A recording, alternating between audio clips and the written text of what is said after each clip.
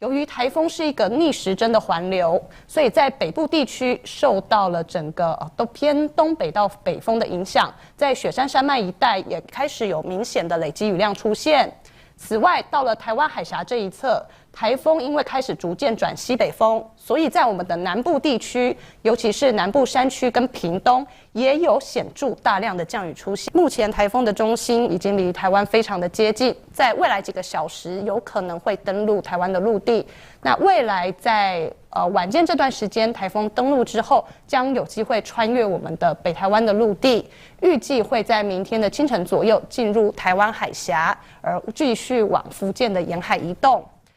预计今天晚上到明天都是台风影响最显著的时期，我们要提醒大家严防凯米台风所带来的冲击，一定要注意安全，避免前往山区以及海边活动。以上就是这节最新的台风动态说明。